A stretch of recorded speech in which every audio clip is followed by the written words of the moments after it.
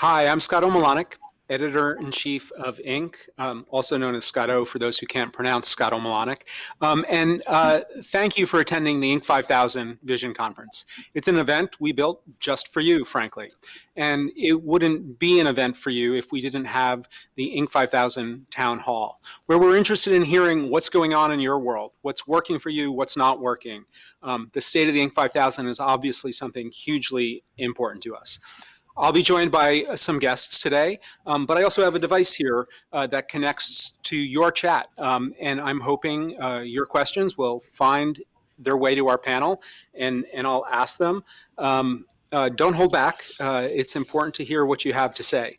But to get us started, I want to introduce a couple of people. Someone you may know from an Inc. magazine column or the 11 or 12, he loses count, times. He's been nominated to the Inc. 5000 list for his work as the owner of Big Ass Fans. And now from his perch at Unorthodox Ventures, where he works with startups, we have Carey Smith.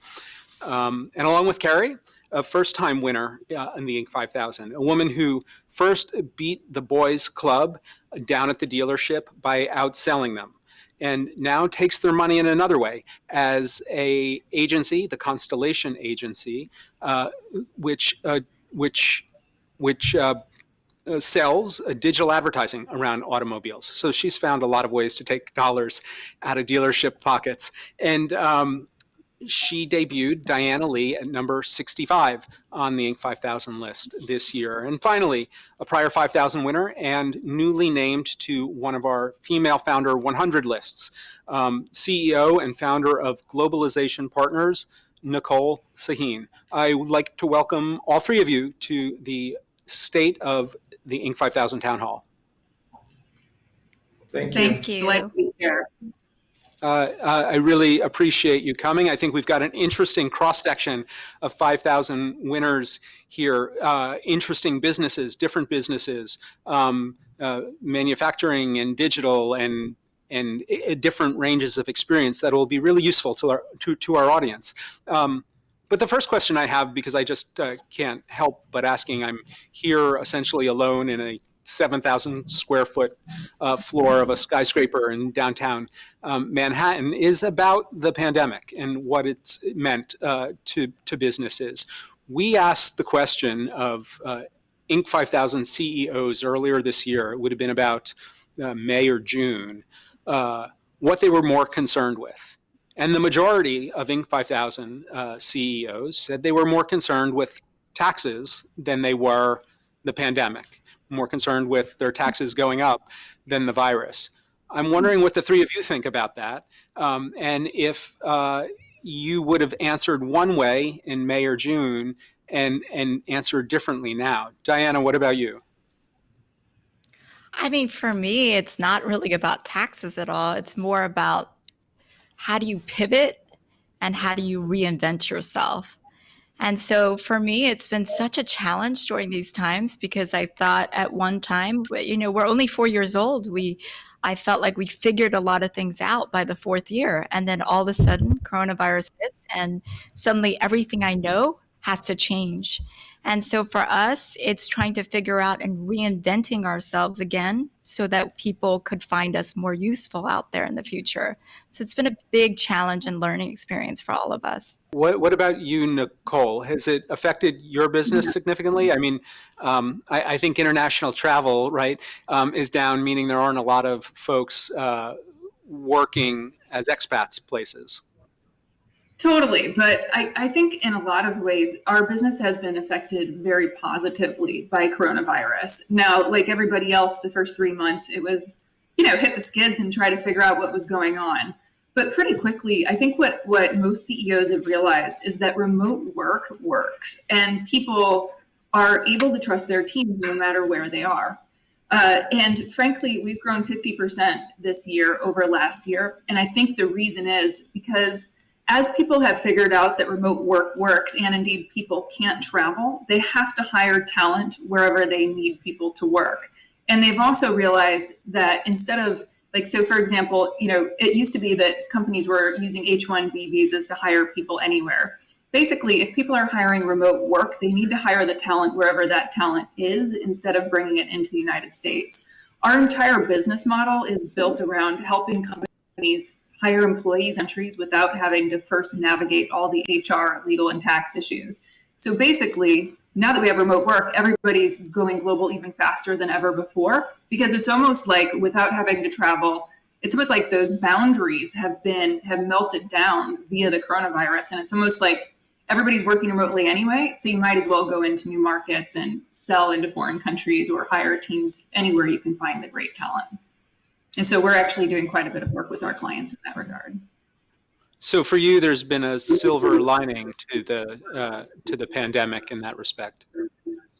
I would hate to say that, because I would have never wished for coronavirus to come along, but I think people are indeed, yes, for our business, we're well positioned to take advantage of. Well, there's no question that we've seen that, right? We've seen companies doing very well. We've seen ones quite challenged. We can talk about remote work being useful, or we can say that the concerns have been overblown.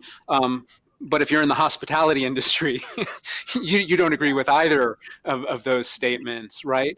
I think, Diana, can you tell me a little bit how you've pivoted as a business? You said you needed to remain more useful. I imagine at the start of the pandemic, auto advertising, like any other, was not in ascendance. I suspect manufacturers pulled back, dealerships pulled back on their advertising.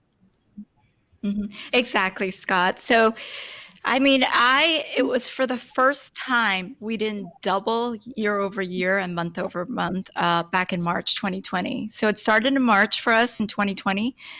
And for the first time, I saw revenues actually go down. I've never seen that in the last 4 years. So we're only 4 years old. March, we were down. April, we went down over 50% in revenue sales. Never saw any return like that. May, it would have also gone down, but well, like I said, we pivoted and we also reinvented ourselves too. So the technology that we were using in order to actually launch all of the digital platforms was called Alexia. We started licensing the technology in a much bigger way than we've ever licensed it before. So it became a SaaS model. And so as we started to figure out who we were and how we actually got out of ourselves out of this mess, we started licensing that technology. And then the licenses started to come in for the first time in a much bigger way. And so I don't think we would have ever gotten there unless coronavirus actually happened, because things are going so well. There was no need. And when we started licensing, there were more and more customers out there saying, we need to reinvent ourselves now. And because we need to reinvent ourselves, how do we do things more effectively at better costs? And who are the companies that can actually help us do that? And so we had more and more demos during this time than ever before. So a lot of it was to our benefit after, May and on. So a dip and then a recovery for you. Exactly. Carrie, you've been around long enough, Carrie, to know that pivoting is sort of the and perseverance and pivoting together are sort of the lifeblood of entrepreneurs. And you've met with a lot of younger companies, and you say quite a bit of them, I recall in prior conversations we've had, are quite optimistic. Can you talk a little bit about some of the pivoting you've had to counsel during this time? Or alternately, are you looking past this time and suggesting a different course anyway? I can't say that we have suggested that any of the companies pivot. Really, I do find it interesting though, with the other guest listening, because it reminds me an awful lot of the recession in 2008, 2009, because it was nothing you would ever wish upon anybody. But you do have to have a certain amount of money to run a business. But I think it's very interesting that both of the other guests look at this in exactly the same way we did, though our experiences are separated by 10 years. And so it was a terrible thing, but it was It was the worst of times, but it was the best of times. I think somebody said that before. But, Um, Someone also said, in fact, at my house just last night, because Hamilton was on, dying is easy, living is harder, right? So, what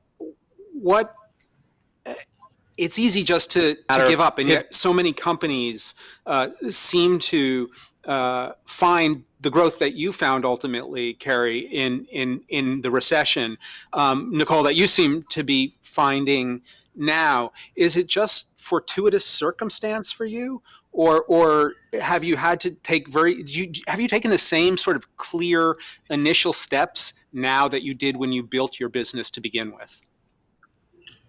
Well, yes. I mean, let's face it, we're all Inc. 500 winners, and we didn't get here because it was smooth sailing. So, I mean, it takes a lot of grit and sometimes some repositioning of market messaging. I think every single one of us in April was certainly looking at our business. We didn't know what was going to happen.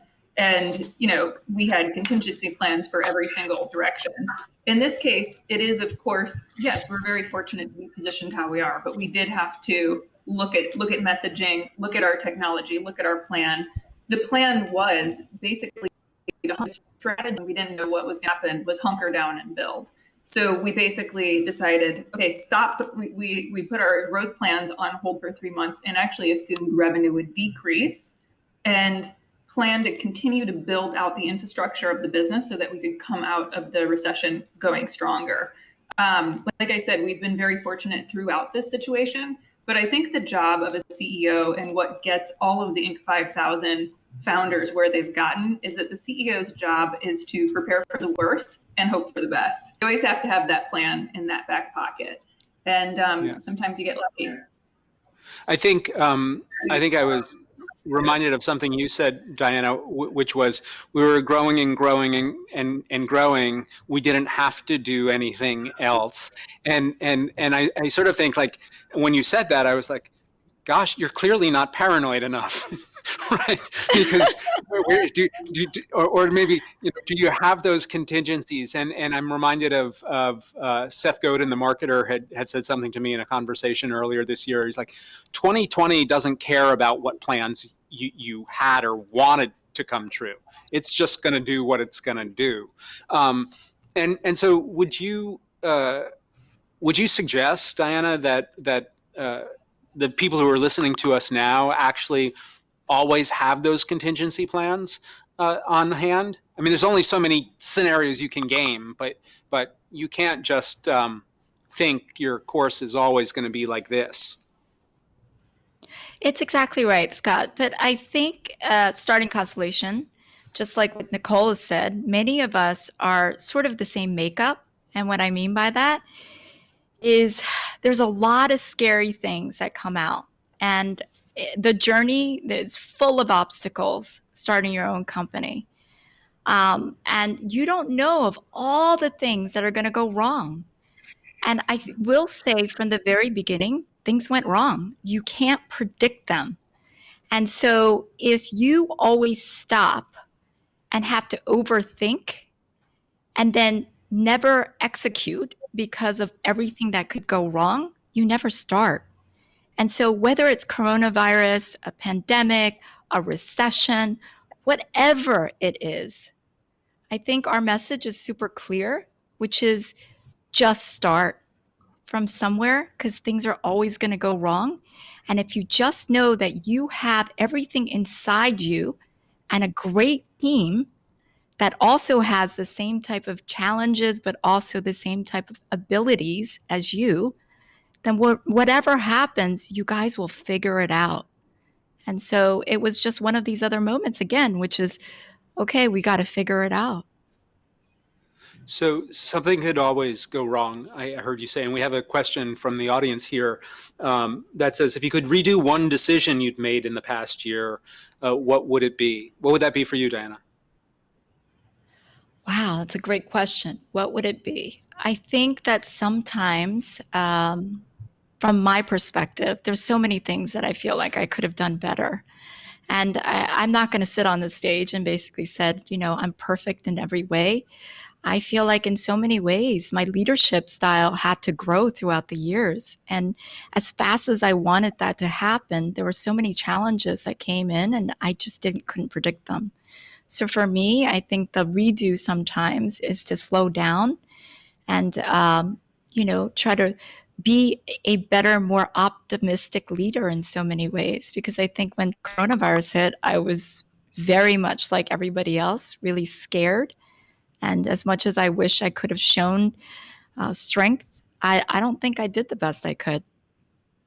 Carrie, you've led businesses for a long time, and I think about my own career, what was expected out of a leader at a certain point, what's expected out of a leader now, and the need for a higher EQ, the need to understand the, I don't want to call it the work-life balance because I think there really isn't a balance, but just like, that equation. How have you thought differently about that with what we've experienced? Again, I think that I'm in a slightly different position, and it's from my perspective, it really didn't change that much of anything. I think it's more interesting to the fact is that for most of our partners, smaller businesses, I don't think it changed that much either.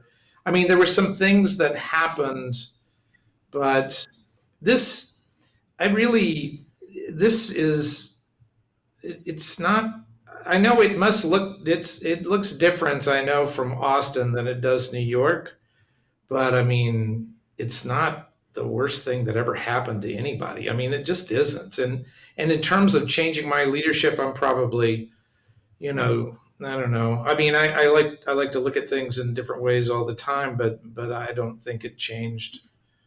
It didn't change. I mean, what can you do with this? I mean, you live it, you get beyond it, you imagine that that within a relatively short period of time that this will pass, and it strikes me that the fear of this is much more um, threatening than the actual pandemic, if you will. I hate to say pandemic. Nicole, do you think that Carrie's speaking to the fundamental optimism of an entrepreneur? I definitely hear some optimism for an entrepreneur. And I think that's something that we all need. And part of the reason we're all here, if you weren't an optimist, you would never quit your job and throw everything you own into starting a business in the first place. So maybe that's why he's this successful and he's been on the Inc. 5000 list 11 or 12 times. So I think I'm going to take a page of optimism from Carey's book. I think that it needs to be right. I think the need to pivot is obviously there. I think one of the things I'm seeing here from the audience, they're saying is sort of the vast majority of people who are talking to us right now did have to pivot their business in the last year in some fashion. Or another, and it makes me think that what we're experiencing right now is right now, and we've had to change because of that. And I'm also reminded of the increasing pace of change. And I'm wondering, do enough people, when they become entrepreneurs, and to the audience who's watching us right now, Nicole, would you say that strap in, because change is just, because you talked about the plans, right? It's like change is just going to be with us. It's going to be constant. And your success is going to be your ability to bounce from one wall to another all the way down the hall. I couldn't agree with that more. The idea of just strapping in and buckling along for the road. I mean, you had asked, I believe it was Carey, about how his management style has changed. One way that my management style has changed, not just during this period, but I'd say over the last 8 or 9 years that I've been running Globalization Partners, is that I've actually, instead of being, I think when you're an early days founder, you're so passionate and your business is like what you breathe and what you live and what you do. And you're pouring your entire life force into your business and your team and your colleagues. I've actually learned to become a little bit less passionate and less emotionally tied to the business, and to think logically and strategically, and just step back emotionally from the business a little bit. And the way that helps me is because I think as an organization grows, You can't be as emotionally tied. Now we have 300 internal employees, and we're probably going to double our headcount in 2021. I can't be emotionally tied as closely to 500 or 600 people, because carrying the emotional weight of that many people would be impossible. But I can passionately lead the organization, but also think strategically and intelligently, and kind of step back and pull myself out a little bit from that. And I found that is actually a little bit helpful, because I think there can be so much. We have so much invested in our businesses, but sometimes stepping outside of yourself and getting a little perspective can be helpful as your organization grows. So speaking of perspective, for a long time you turned down investment, but actually you just recently took a significant investment for a minority stake.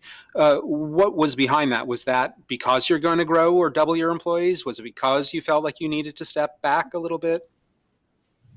So it's funny, because even as I talk about stepping back from the organization, I'm completely leaned into the organization too. It's more, I think what I'm referring to in that way is being totally as 100% emotionally invested in leading from a heart. Like when you don't have any, when you're just, people are jumping on board your dream and you don't have any products built yet, you have to inspire them to follow your vision and to follow your dream. When you're managing a 300-person organization growing to 500 or 600 people, you have to manage that organization has already been built. It has a life of its own. It has a dream of its own. And if you are the only visionary leading that company, and you are the only person at the helm, you have to have a whole team around you who's taking the vision further and faster than you could ever have imagined it on your own. And I think that's the difference. In terms of the investment that we took, yes, you had asked, I believe it was Diana, what would she have done differently? Hindsight's always 2020, and maybe this will be a year when that statement becomes true more than ever. But basically, for me, for 2020, we took a $150 million investment in January of 2020. If I had to do anything differently, looking back over the journey of our organization, that probably, if you weren't honest, if you weren't transparent, I think every problem is going to be worse. Every problem. I mean, going into something like this, as I say, it did not affect us as much as the recession did. But there, I told everybody exactly where we were and what we were doing and what we were going to do. And as I said, I think it worked out for us quite well. Diana, you've clearly this year shown yourself to be a courageous leader. You don't get to be number 65 on the Inc. 5000 without that.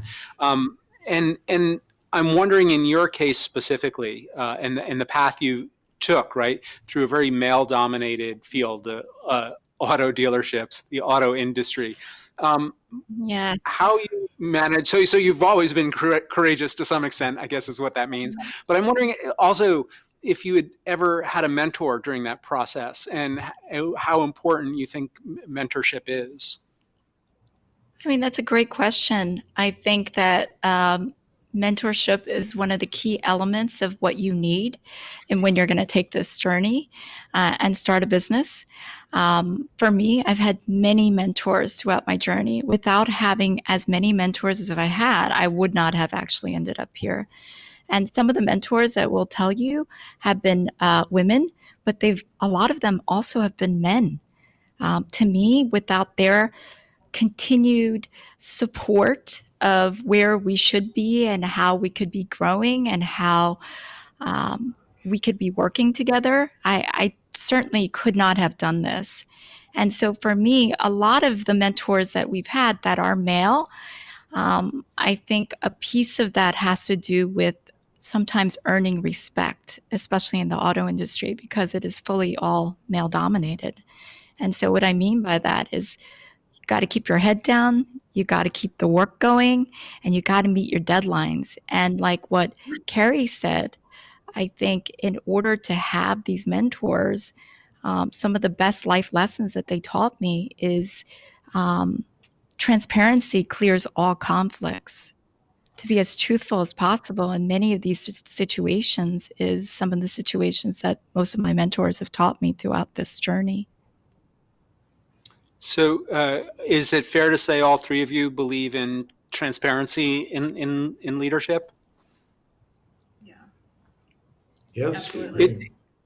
It's hard to imagine that there was a time when it wasn't that way, where you came to work every day as an employee, didn't know what was going on upstairs in the accounting offices, and just left. Where where in your minds does like where's the line in transparency? Is it utter and complete transparency about the business, or is there some line for some of you? Nicole, like for you, you clearly you have plans for the business. Is are some of those held close to the vest? Does everyone know about them? Where's the right spot to land? Yeah, and it changes as the company grows. So when I first started the company, and probably actually I'm pretty transparent, and I try to be as transparent as possible with the entire team, because it goes back to, again, the idea that as the company grows, if you were the only leader who had great ideas, that doesn't scale. You need lots of people and lots of ideas. And what my experience has shown me is when you get people involved and passionately with your business, and they fall in love with the same business that you've built. First of all, it's incredibly motivating and inspiring. But I've also found that your employees can take your dream further than you ever imagined possible. And it's part of the intrinsic human passion in life to work. And other people want to throw themselves into their work the same way you do. And that's what makes a good business great. And in order for them to create and build alongside you, I think giving them the access to information, as much information as you can share about the business as possible, it enables them, it motivates them, it empowers them, it inspires them. And that's how you build a great team and a great company. Now, as the company gets bigger, there are things that have to be kept close to the vest, because of course you don't want your competitors to steal your ideas. You need to keep things a little bit closer to the vest, for IP reasons and other reasons, and PR reasons. Let's face it, you can't have everybody knowing everything. But at the end of the day, I think trusting people is a much better leadership approach than just trying to magically be the wizard behind the curtain and try to create miracles by yourself, because it doesn't happen. Carrie, is transparency something easier to have on a growth trajectory instead of one that's sort of contracting? Well, we didn't contract, so I can't honestly tell you one way or the other. I always wonder though, that's interesting you ask, is that, I have all these thoughts and all these, ways of thinking about business and so forth and so on. But if you were dealt in some fashion a different hand, if you really were in a situation where you could not, I don't know. I mean, I just don't know. That's something that we I was very very focused on growth, and that's what we did. And so and I think I want to think that one of the reasons we grew the way we did and that we dominated at least our sector the way we did was because it was very honest. And I don't know. It's sort of all of that fits together. I don't know if I can be. I, I mean, that's all I know, literally. You can only speak what's on your mind. I've learned that from you over time. That's very easy, though. The reason I ask this question, right, is transparency is part of culture, and culture is a larger idea. And I was recently talking to an executive of a Silicon Valley company that previously had only rosy financial outlook, only significant growth ahead until the pandemic happened. And then there were things they had to do, serious business decisions that they had to take. And some of those things that were part of culture, or what the teams thought of as part of culture, went away. And some of those might be considered, unnecessary perks by some, but by this business, those things were part of the culture. And suddenly the teams were we're feeling, gosh, what happened here? I thought we were a family. I thought we were a team. How do you walk that balance, Diana, between, trying to provide for your teams, trying to be transparent, trying to create the right culture, but understanding that a lot of that exists because the cash flow is in the right place relative to the outgo. How do you navigate that? I think it's truthfulness, right? I think people understand, especially if you can be truthful with them. I'm going to tell you a story about transparency, and I think this kind of says it all. Earlier in our company path, we had a client that asked me during a meeting if I was doing work for one of her competitors. And I so badly wanted the deal. And I lied. I said no. And I walked out. I went home, and that's all I could think of, to the point that I couldn't sleep that night. And I knew even if I lost that deal, I had to say the truth. And I picked up the phone the next day and I said, look, I got to tell you something. I lied. And the reason I lied is because I want to do business with you. But at the end, I am working with one of your competitors. I'm not doing the same work. But whether I lose this deal or not, I need the foundation of our relationship to be based on truth. And so I tell that story because you can win a deal and lose yourself. You can win your team over, but lose yourself. And at the end, the price is too high, right? So if I have a troubled type of situation, a lot of conflict, and I'm losing sleep about stress, I'm transparent as much as I can with my team. And I know that they will try and believe in me. And with everybody's hard work and effort, I believe that we could turn it around. And so I just really keep going back to that piece. Nicole, the same for you? Oh my gosh. Yeah. I mean, I have found that, the hardest moments and the most joyful moments of being an entrepreneur definitely are the moments where it's your job to make a really hard decision. And nobody else is going to make that decision for you. I don't care who you hire. It's always the CEO's job. And basically what I found is by sticking really closely to my integrity and my values, I ultimately come down to the decision that I can live with.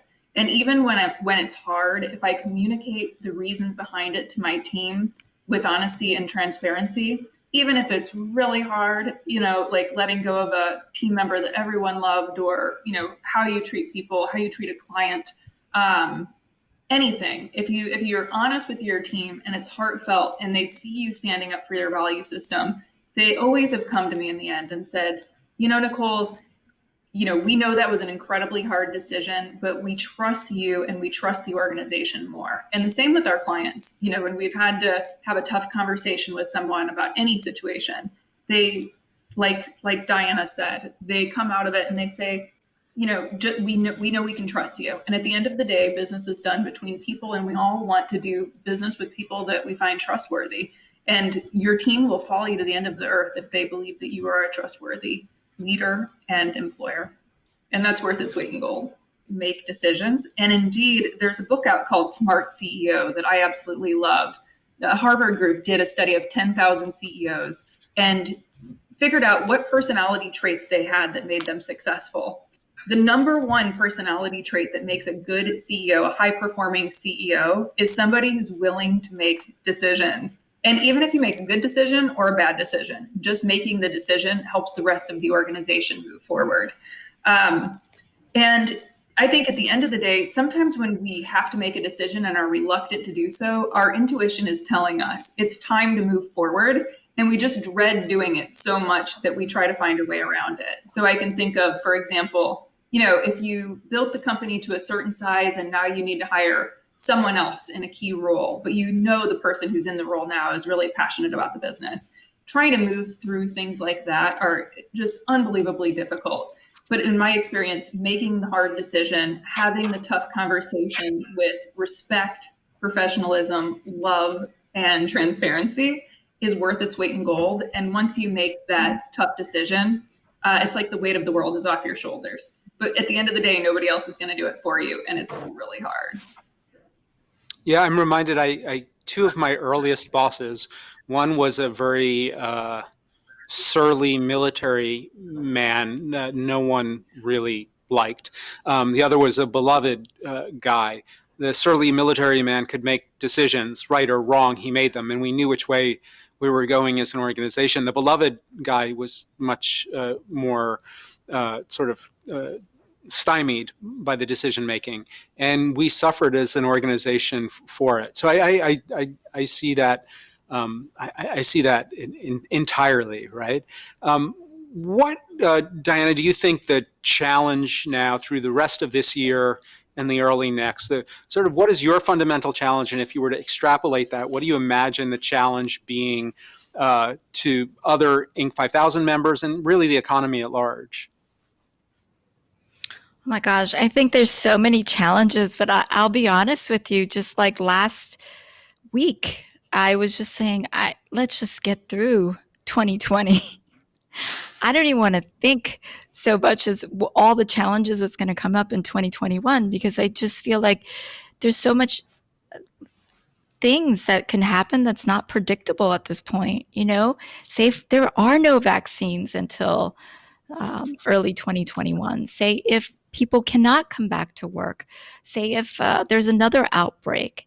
So at this point, it's getting through the challenges of 2020 for me, staying really focused there, planning for the best that you can for 2021. And what I mean by that is realizing that there's still going to be a lot of challenges coming up and continuing to sell our SaaS and licensing that out and making sure that we could be there for our customers to the best of our ability. And what I mean by that is anything can happen. But at the end, our team needs to show our customers that we care. And that part is dedication by being responsive and making sure we get back to our customers. We have a 30-minute turnaround response time for all our customers. We instill that in all our employees. And I want to make sure that we stay motivated there, that no matter what happens, we're there for our customers and we'll always return a phone call, an email, a message, and that will always be readily available for them for whatever challenges that they have. So business fundamentals, hugely important to you. Nicole, can I get you to bite and tell me what you think about the challenges that are going to be coming down the pike? Sure. Yeah, well, first, I think 2021 is going to be totally interesting. I'm excited about it, not just from a business perspective, but from a life perspective, because I think it's really interesting. I do think the economy will be recovering. I do think we're going through a third wave in the United States. We don't seem to be getting this under control anytime soon, but basically it is already evening out because people don't want to stay home. They're just not going to, and like business isn't coming to a standstill. So people are wearing masks. People are kind of getting back to life. I hope in a socially responsible way, wearing masks, taking care of themselves, staying socially distant. But business is kind of moving along, and so is the economy, because people can't work, and the American entrepreneurial spirit, like you really can't hold people down forever. But what I think is really interesting is that people are moving all over the place. I read that 33% of Massachusetts voters have applied for an absentee ballot. Since Globalization Partners headquarters office, one of them is in Boston, I was thinking, my God, when it comes to the end of the year, we're going to find out that all of our former Boston employees are probably, some of them are in Vermont, some of them are in Virginia. And who knows, I might get one or two who told me they moved out of the country. And I think that's really interesting for business. And it's also interesting for society. So things I think about are, if people are moving all over the place, we've had this traditional, the red states and the blue states and the urban centers and the rural areas. And I think all of that's going to be mixed up. and I think that's really interesting and wonderful. It's an opportunity for people to kind of see different ways of life and different ways, and hopefully for it to become more integrated back as one community. And I think it'll have interesting implications for life as well as business and the economy. So you see some interesting things in the uncertainty that you even will be facing with your employees. What opportunity do you see, Carey, in the uncertainty that's out there and all that could happen or all that can't? I imagine you do see opportunity. Anytime there's uncertainty, there's opportunity. I mean, that I hate to say that, but that's if everything was smooth sailing all of the time, there would be very few interesting business opportunities. Again, we see the people that we see are young, typically young individuals, and actually more women than men, um, that are starting businesses or that have at least have good ideas and good business sense. And that doesn't change. I mean, I don't really. I feel like it's like it's storming. You're on the ocean and it's storming atop the ocean, but I mean, you go down a bit, a couple of feet, and it's calm. And I think that that's because people that think the way that entrepreneurs think are just a little bit calmer. I mean, maybe they're, well, calmer. Let's say that. Let's don't say they're smarter. I don't want to say that. Um, but but now that I've said it, it's probably true. But I think that they have it's a totally different vision. And so sometimes when people they get riled up and, oh my God, what's it going to look like, next year and so forth. But again, I mean, you talk to Diana, you talk to Nicole. It's the same. This is the way we do things. This is the way we're built. This is the way we think about life, and Yeah. and it doesn't change. It doesn't change. So it'll be a couple good. of other. So it'll be It's gonna good. Great. Put a pin in it, Carey Smith. It'll be good, he says. A couple of other Trust quick me. questions. A couple of other quick questions from the audience. One is productivity of your teams better or worse, harder to achieve, or just as easy as always? In the world we're living in now, I guess, Diana, let's start with you. Yeah, I mean, I'm super happy with the productivity of our team. I think in so many ways, I'm super proud of how they've pivoted during this time. And what I mean by that, we're in New York City. Many of them are in 400 square foot apartments. And to be able to work there and also sleep there and not leave, it's been very, very difficult for all our employees. So that's why we made it work from home optional for that reason, so they can come to the office if that's what they want to do. There's so many challenges for all of our employees, but I never have seen us ever miss a deadline or miss a client call or email. And it really has to do with their dedication and their efforts and their willingness to be available.